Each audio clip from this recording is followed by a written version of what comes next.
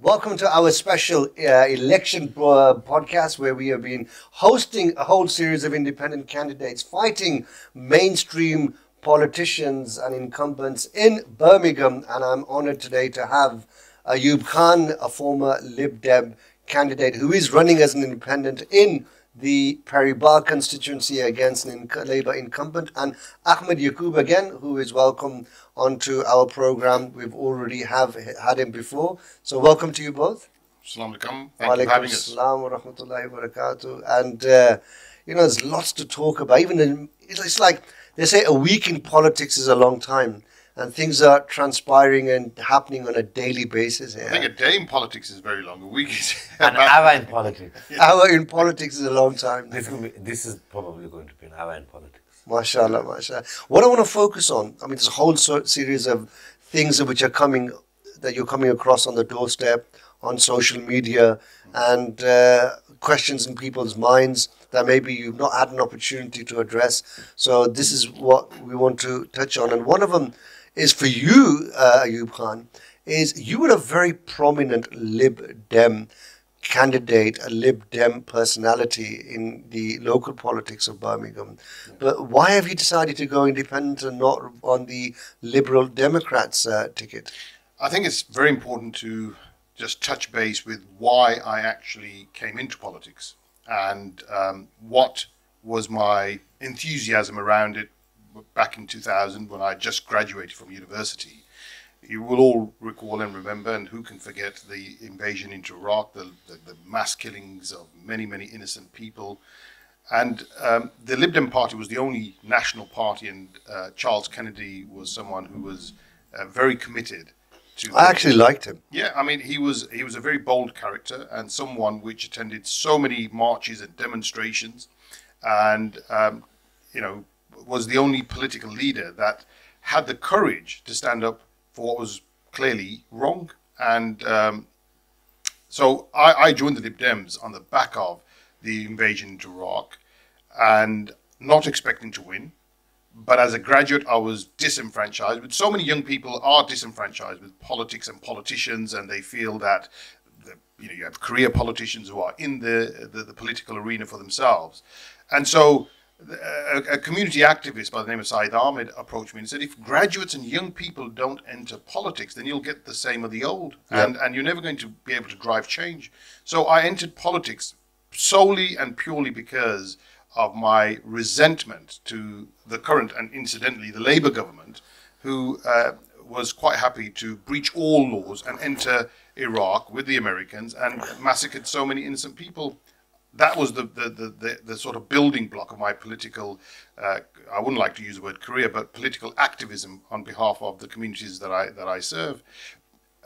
Cutting this long story short, I always felt that the Lib Dems were a party that would allow you to speak on behalf of your community. And I had done that for so many years with all sorts of topics. But there came a point in time when your own moral and ethics are put into question. So with what was happening in the Gaza Strip, I made a number of videos identifying inconsistencies. And that was then complained of by the Jewish News in London, who then wrote a number of articles. Yeah, a number of articles, lodged a complaint with the Lib Dems HQ, who then ran a thorough investigation. And the conclusion following an investigation was that I had done nothing wrong. But having been given the parliamentary ticket to run in Perry Barr constituency, I was then approached. So you were their chosen candidate? I was their chosen candidate. My slate was clean after the investigation. I was then approached by a senior member of the Liberal Democrats who wanted essentially to silence me from the topic of Gaza. And I'm not prepared to sell my soul. And it was the right thing to do because to have signed that document would have signed away the very building block that I have always championed, and that is to speak for the people because you are elected by the people. And there was never going to be a situation where I felt that my political aspirations overweighed the community's needs and the community's perceptions, and being their voice was more important than anything else. Ahmed Yakoob, do you think that is true, that politicians come and they sell their soul and to climb up that greasy pole of that career ladder in politics? I think that is something that is very important for them, especially if they are controlled by a party whip. They do sell their soul. Let's be honest, the Gaza issue, it's not a political issue. That's an ethical and moral issue. You must have a bit of moral compass and humanity inside you.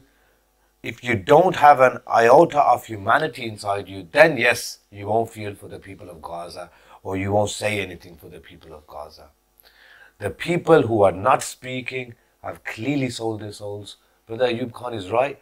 I entered politics. I was quite young when Mr. Khan entered into politics. Were you trying to say he's old? No. He is Just a little. a little older than me. He's my senior by a few years. So when he entered into politics, I used to look up to him. My father used to campaign for him.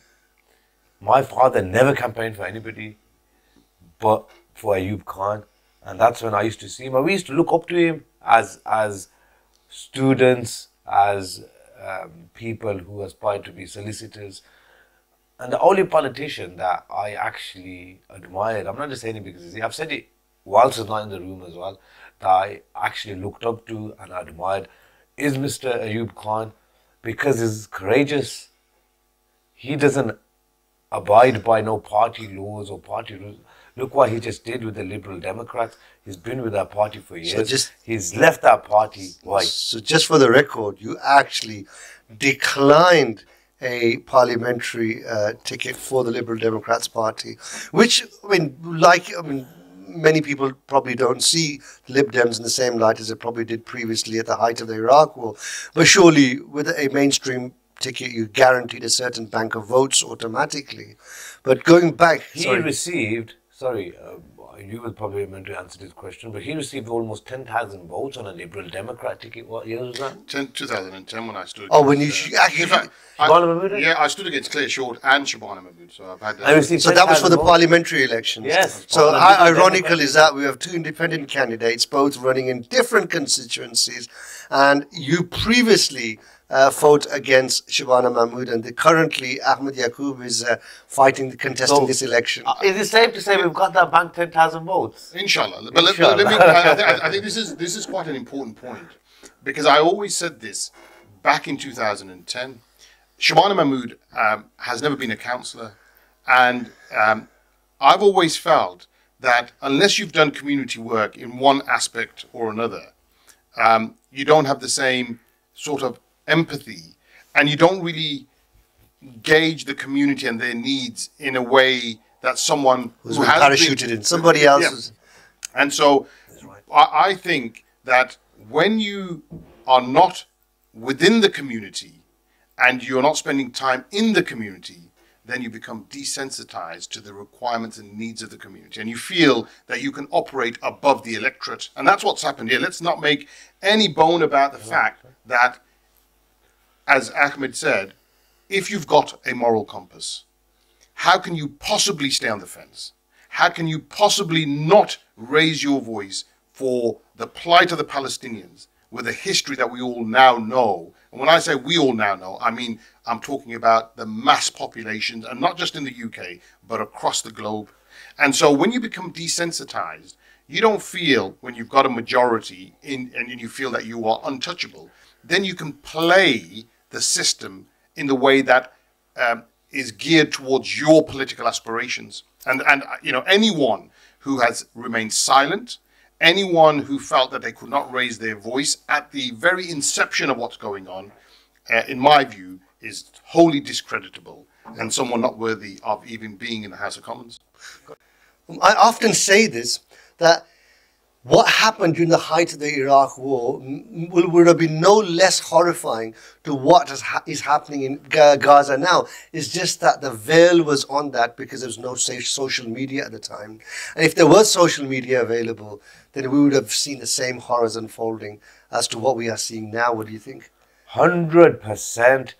The mainstream media has totally filtered and censored the Gaza issue.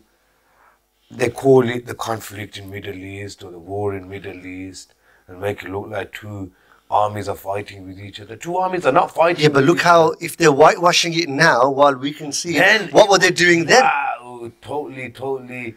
Saddam Hussein this, Saddam Hussein that. Saddam Hussein's going to now attack UK. Saddam Hussein's got weapons of mass destruction. He's going to do a nuclear bomb on America, and all sorts were coming out. We were, we were misled. Yeah. I myself was a school child at the time. I forgot what year I was in. 2003, that was. I was in year 8. No, year 10. Year 10. I was in year 10 in school. He had just started doing... I just graduated from my master's, actually. Masters, and then... In 2003, that's when you graduated? No, in fact, I was doing my bar. Yeah. I was studying at my bar because I'd graduated from a master's. You did a GDL? Yeah, I did a conversion course into law. So my background was a degree in science and then a master's in engineering and then law. Now barrister. But can I just touch on that point because I think it's important. Yeah. These atrocities have been happening in all wars. Yeah. And where injustice was being suppressed. And you're absolutely right, because rape, mass murder, assassinations were all part of the modus operandi in Iraq. And we only saw but a small fraction, which was, in the form of some pictures, no real videos. Yeah. And rape and soldiers raping women. And, the most horrific crimes were committed. And for an MP to say, well, actually, I'm going to vote against an investigation, you've got something deeply wrong inside to prevent an investigation, an impartial investigation. Sorry, I don't want to talk over you. You have to be stone-hearted. You have to be cold-hearted.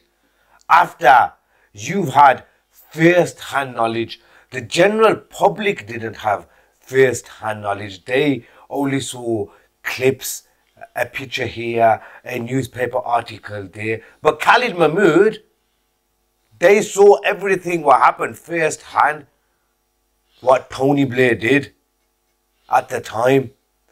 They saw it. So why would he, of all people, vote against an inquiry? Well, that's something that perhaps, Ayoub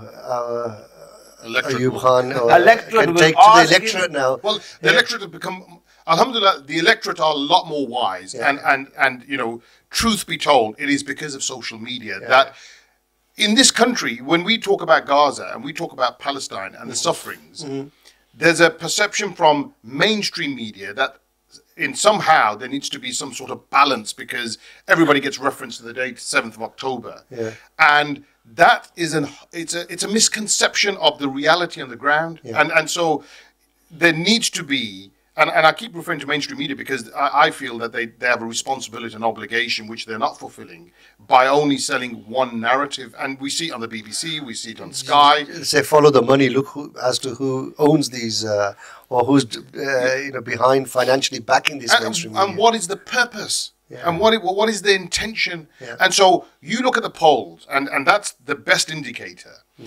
More than 70% of the British population, I'm not talking about just Muslims, I'm talking about the British population up and down this country, of all age groups, of all ethnicities, of all genders, they were in support of a ceasefire back in November.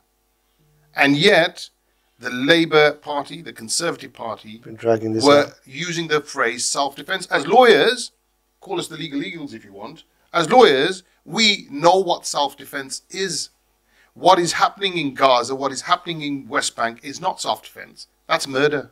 Genocide. It's genocide, murder, war crimes. And should be labelled as that. But yet we've got political leaders, the elite political leaders, which are quite prepared to just sit back and call it self-defense.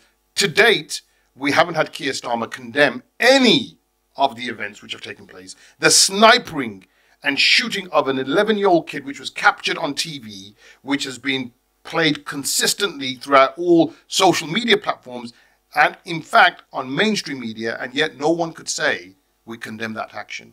Now, what does that tell you about our mainstream political parties? It shows you that mainstream parties and the politicians have literally been exposed for their lack of humanity. It shows that they are, we know there's no humanity inside them, but what it shows is there's someone who controls them.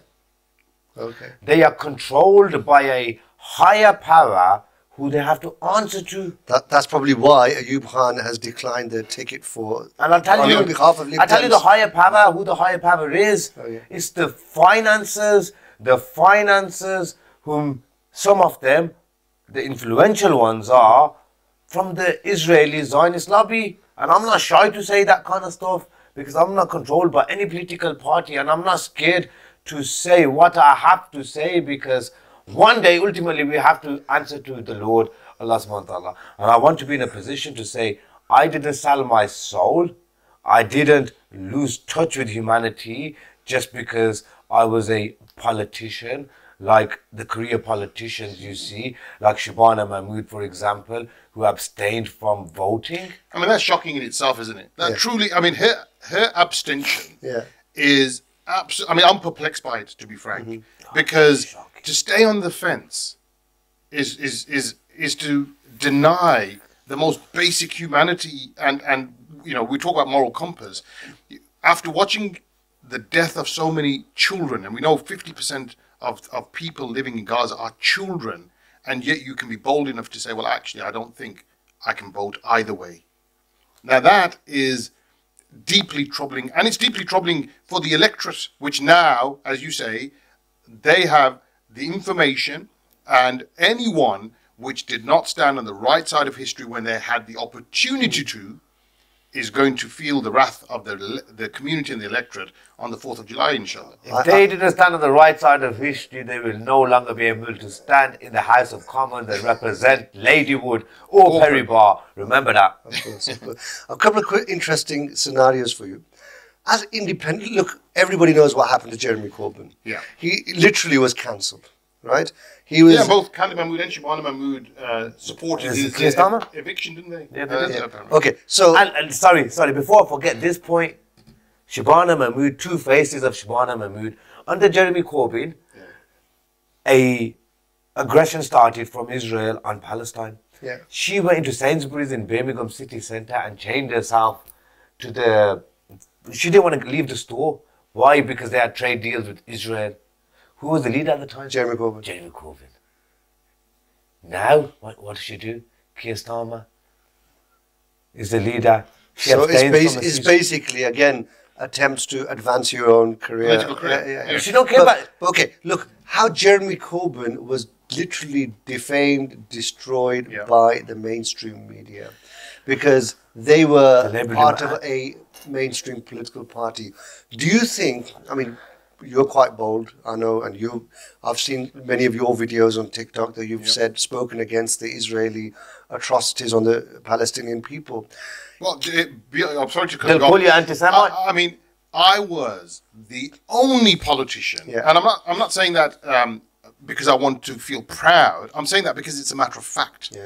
I was the only politician in Birmingham with a platform as an elected representative to go on the march in the city centre straight after what took place in Palestine, right? And because I know the history, and I said so, I was the only councillor that presented a motion, and it was being blocked because they were saying, well, it's not relevant to Birmingham. Local politics. And I said, well, if it's relevant for the Ukrainians, how can this be any different for the Palestinians? And so the advantage of being a barrister is you know your legal status. And so that is how I was able to bring in a motion in the city council for debate. And so it's interesting when you see how people are being suppressed. So a letter went out to all the Labour politicians, I understand, which said, see, you want to protest, see you on a demonstration, and that's the end of it. Yeah. And it was shocking how everybody just remained silent.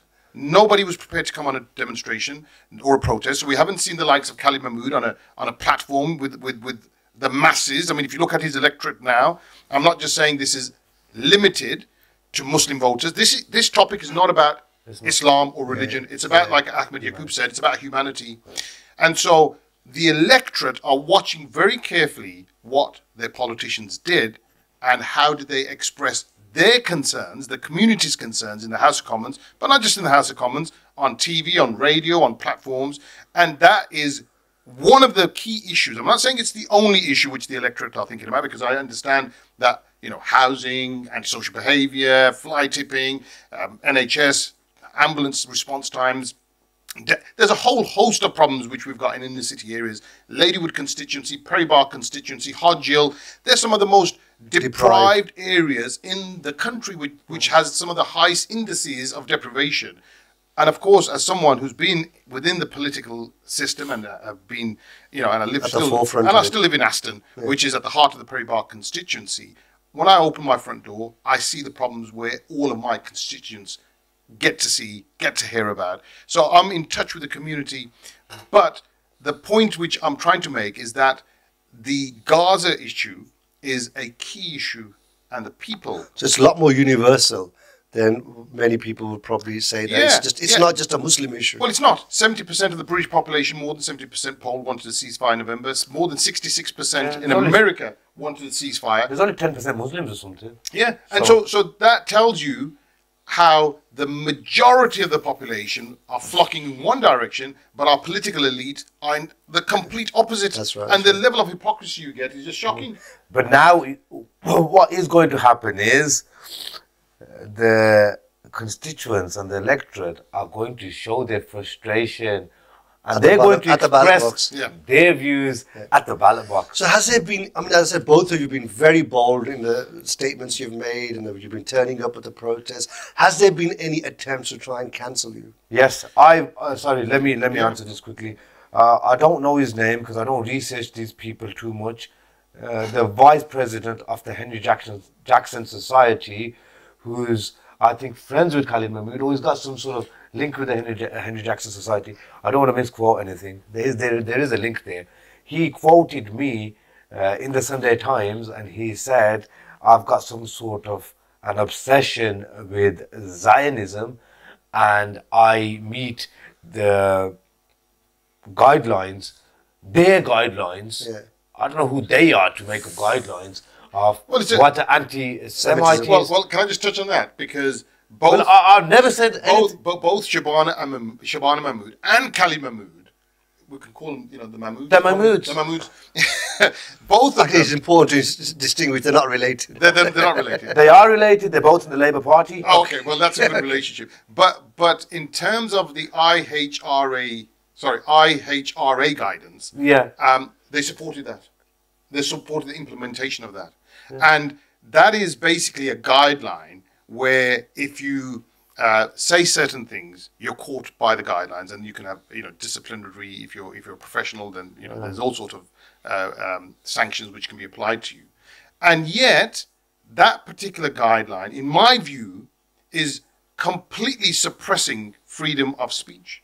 And some of the phrases within that are just so restrictive in terms of what people can say. And for these politicians to just simply agree to it and yet shy away from definitions of Islamophobia. Yeah, they're not challenging anything. Yeah. See, the advantage we have is we are lawyers. I know Keir Starmer was a lawyer, a human rights lawyer, but he's completely forgotten about human rights. Shabana Mahmood studied law. She's never practiced, I'm sure. Yeah. And then got into the profession. They don't have much experience about the legal practicalities. What actually happens. What I want to so also we've been there, and we are going to challenge any guidelines that are imposed on us or imposed on the general public. We don't have to accept every single thing that the politics parties say. Once you get into the practicalities of the political foray, in terms of, you know, the political battles you guys are at the forefront of. You realize, see all the smokes and mirrors, you see all the real agendas behind the scenes that which the main person on the street cannot see. Nothing is as straightforward as it is. And one thing I want to touch upon is that one of the criticisms that sometimes or question that, shall I say, that you get asked is, how effective will you be as independents? Because if elected, you are largely going to be, you know, backbench MPs. Yeah, so I think you've touched on a very important point. What are you going to do as independents? But just before you made or asked that question, there's another important point, and that is when you get into the House of Commons, how do the electorate benefit? Well, firstly, I am confident that if we're elected, and I'm confident, inshallah, that we will be, we will expose what takes place in the House of Commons, because there's no party whip. And so people will get to know far more about what happens in the corridors of power. The skullduggery of politics. Absolutely. Because at this moment in time, what do people really see? They see a building. They may see debates in the House of Commons when questions are being asked or motions are being debated. But what really happens? You know, and day-to-day activities, the factory, what happens in the factory, this was mentioned by, this is mentioned. We're going to expose them. I'm going to expose everything. There was mentioned by, I think his name is Rory Stewart. I'll put my neck on the line here for you guys, for the general public. An ex-Conservative MP, I think it's Rory Stewart, he actually mentioned the majority of the politicians of these mainstream parties really don't even look into the intricacies and the details of the legislation that they vote on, because they just get told by the whips to go and vote for this. Yeah. They don't have time to read all that. A perfect example, Keir Starmer sent an internal memo or within the Labour Party before the ceasefire vote in the House of Commons, and he specifically told all of his frontbenchers to abstain, or potential ministers in the next government to abstain from voting. That's like a dictatorship system. It is. That's not democratic.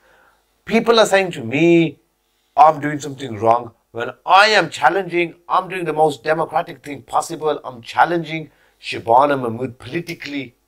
I've said what I had to do in social media, but I've not made no personal attacks against Shabana Mahmood. The only personal attack I did make against her, which I will always make, is why did she abstain from voting? Why? What was more important than the death of, at that time, over 5,000 children? And just touching back on your original question, which is, well, what are independents going to do? Well, first of all, my own personal belief and view is that it's not just going to be the two of us. We certainly hope that we take 4 or 5 seats from Birmingham. And if the momentum is as I'm seeing at the moment, nationally, I quote it as a tsunami. It's a tsunami effect, which is basically bringing down the traditional so-called democratically elected. The blue and red walls. Those walls are all going to wash away. And I genuinely believe that there will be possibly between 40 and 50 independents, maybe even more. And so we're not just individuals. There's going to be a collective group of people, which may well form an alliance. Significantly, if there is not a majority government, I know there's a lot of talk about that. They can hold the balance to power then. You have the most strategic force which can dictate and decide the future of the British population. And, you know, those 40 or 50 MPs could be the most important force in getting a change. And so the other factor which I think is relevant and important for both myself, Akhmed Yakoob, and other independents which are running up and down the country is this. At this moment in time, large political parties, all political parties, get funding. And the phrase donation, I suppose, is akin, in a funny kind of way, to bribery.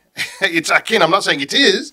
Just want to be absolutely... Obviously, if somebody's donated, they want something back in return. And that's the perception, you see. Yeah. And so, although on paper, it's, thank you very much, here's a certain amount of money, and you ask the average person when we go campaigning, and they're the ones that are saying, well, that's bribery, that's what they're saying. I mean, you've seen it in America with AIPAC. It's not hidden, because just look at who gets the knighthoods. Well, who gets knighted in the Houses of Lords. It's mostly party donors. Well, you see what's going on, and the British population here now see it also. And because it's repeated on social media and you have comparisons, people are alive to what's going on. When you got in America, APAC funding so many politicians. And in this country, people, I'm confident, are saying, well, we don't want our politicians and political parties to be funded by external bodies, which naturally have then an influence on our politicians. The way you've actually painted that picture of the collective power of the independents, I don't think anybody's really mentioned or highlighted it like that before. That how, if anybody's thinking, oh, he's only going to be an independent candidate or she, but if this like rising tide of the independent political movement takes surge and really gains that momentum, they really can hold the balance to power. That's right. I said this yesterday as well. I called the independents the kingmakers. Yeah. If I said 50, if 50 independents are elected, they will be the kingmakers. It's definitely one of the most very influential in the decision-making process. Then it's definitely one of the most interesting elections in living memory for myself personally, ever. But one thing, last point I want to really touch upon is something which I find it quite concerning, is this sweeping far right ideology that is now creeping into mainstream politics. We're seeing it in Europe, and now we're seeing it in the UK as well, with the rise of the likes of Nigel Farage and their Reform Party. Are they going to make any headway into British politics? Well, I sincerely hope they don't, but we have seen it, and we've seen people take advantage. And once again, I blame the media, because you can promote a particular story and make a mountain out of a mole. We all know that phrase. And I think a lot of that's been happening, where certain issues around immigration have been raised in a way blown out of proportion. Absolutely. And so, when you got people like Nigel Farage or people like, Tommy Robinson and others, they ride on that, they feed on that. Yeah. And you go to some of these rural communities and people are alive to something that doesn't even impact them. But I genuinely think that, as I said before, the vast majority of the population community are reasonable, fair-minded people. And we've seen that with the polls in relation to what's happening in Gaza. And so the way our democracy runs, I think that they may get a large voter share, but I think it's unlikely that we'll get any reform parliamentarian. And if we do, they'll be in the very, very minority. They're not going to be able to build an alliance like the independents will. And so they will be insignificant, whereas we won't, inshallah. I mean, you have Nigel Farage now pitching himself as the official voice of the opposition. I mean, it's very presumptuous of him. Akhmed Yakoob, your views? He's just being overconfident. The truth is, we are going to be the voice for the voiceless. And that's going to be a lot more powerful than Nigel Farage and his little cronies. Let me tell you that much. Okay. I think also it's quite important, because Akhmed Yakoob fought the mayoral election, and alhamdulillah, he did really well in terms of mobilizing a section of our community which historically has never been mobilized, and that's the youth, the young generation. And who've broken away from that Baradari system. Well, every system. No, who've never voted. Who've never voted. Who say that all politicians are the same, we're not going to vote. And there is now an atmosphere. Yeah. And I've been out there. There's an atmosphere of excitement, because this is the first and only opportunity that the community can actually physically do something to affect a change. And so, two things I just want to get out there to the community. Number one, both myself and Akhmed Yakoob are standing as independents, as are others. Our constituencies have a boundary which is shared. So on one side of the boundary, it becomes the Ladywood constituency. On the other side of the boundary, it's Perry Barr constituency. People may get leaflets from Ayoub Khan being delivered in Ladywood constituency. People may get leaflets being delivered in the Perry Barr constituency when they shouldn't be, because... So maybe somebody's genuinely thinking, who shall I vote for? Well, shall I vote for Ayoub Khan or shall I vote for... We're on the same team. I would like to say that. We're on the same team. Ayoub Khan is actually my political mentor and my legal mentor. I've said this thank you for that. So many times. I'm standing in Ladywood constituency against Shabana Mahmood. So it's me against Shabana Mahmood.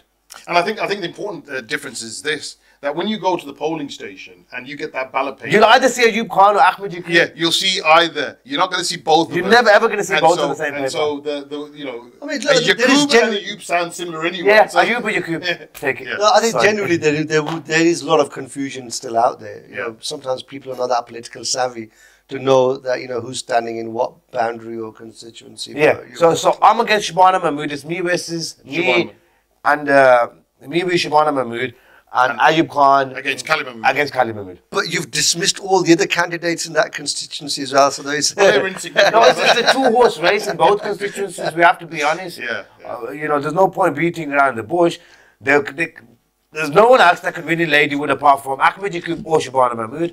No, I don't think Shabana Mahmood is going to win. There's nobody else that can win Apart from Akhmed Yakoob, let's be honest, I'm going to be overconfident now because Allah subhanahu wa ta'ala says, "Tell you camel, but have full tawakkul." I've got full tawakkul in Allah subhanahu wa ta'ala that He wouldn't have even made me have this thought in my head of contesting an election if it wasn't if there was any possibility of any. So the winner one wins. thing positive for both of you is that you don't have another independent contesting. Well, it all. there may be another independent, but like a paper independent. So in Prairie Bar constituency, for example, there is an independent. I forgot what name it is, but well, I mean, all we're saying, and I'm confident that with our campaign and the literature that's going out and our social media platform, people know that two people are standing. Certainly in the It's a two-horse race. Wait, they do, and they know that. I've been campaigning, and people who don't know me, where they're sort of like deep-rooted in other parts of the constituency where I haven't been a councillor for, they will say, yeah, we're voting independent, we're voting for Yakoob, and so I'm saying, well, Yakoob and I are on the same platform. But he's not your candidate. But he's not your candidate. And so it's that reassurance. I hope when we get this podcast out, it will actually be able to We're the resolve. same team. I actually let me just mention. I just before you have interviewed the candidate for Edgbaston, who is Dr. Amar. Dr. Amar Waraich. I met He him said he's gone on knocking email. doors in Edgbaston, and they said we're voting for Akhmed Yakoob. That's right. Yeah, a lot of people are saying that, so I would like to make this message clear. In the mayoral election, there was just me. I was the only independent candidate. Now what we have done is we've made a team. Mr. Khan is probably the most senior figure, politically experienced figure on the team. He is standing in the Perry Bar constituency.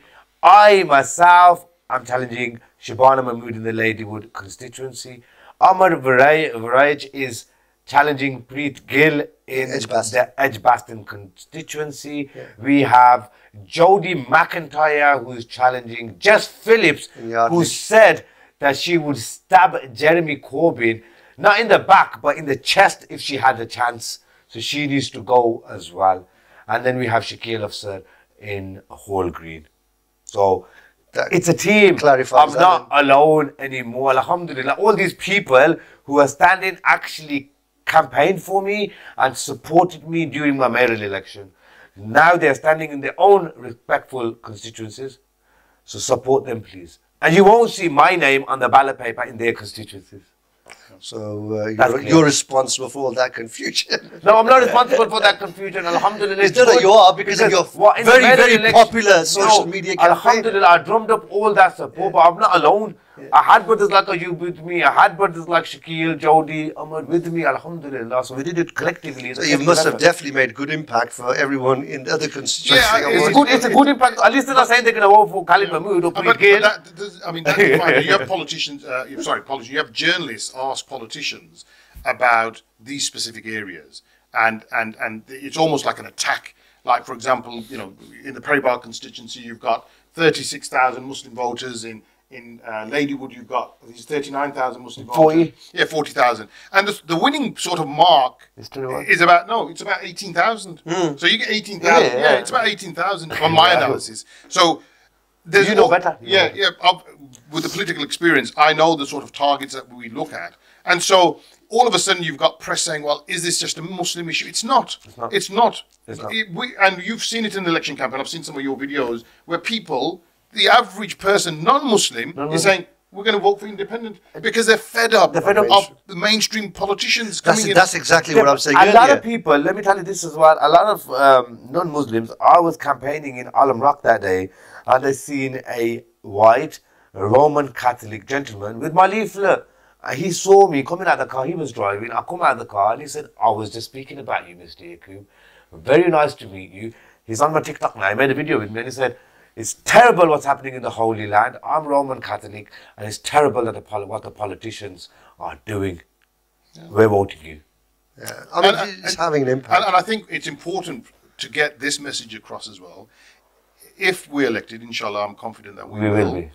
We're going to talk about international issues. That's what parliamentarians do. That's our job. It's our function. So where we see injustice, we will always speak out. We will not be frightened. We will not be suppressed because we've got no party whip. And the second most important thing is local issues. Oh, yeah. That does not mean that we neglect the fact that you wait hours and hours and hours at the hospital to receive treatment. That does not mean we neglect the crime, the antisocial behavior. That does not mean we neglect homelessness and the issue around homelessness and decent homes and getting young people into jobs and employment and getting onto the property ladder. It doesn't mean that. It doesn't mean that. We are going to challenge all issues collectively. Every issue that our constituents have will get addressed. And it'll get addressed a lot better than Shabana Mahmood or Kali Mahmood have been doing it. Well, you have definitely sent... Perrybar and Ladywood are amongst the most deprived constituencies in the country. Why?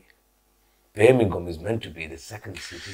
And can I get this across? Because industrial powerhouse. What have they done to it? Number one, this is going to be, I keep saying it's a historical election. There are going to be queues outside these polling stations. People they are. The buzz which is coming out, there's going to be queues outside polling stations where people want to be part of this historical movement. Just like when Obama got elected, there were streets and streets of people just waiting, or Imran Khan.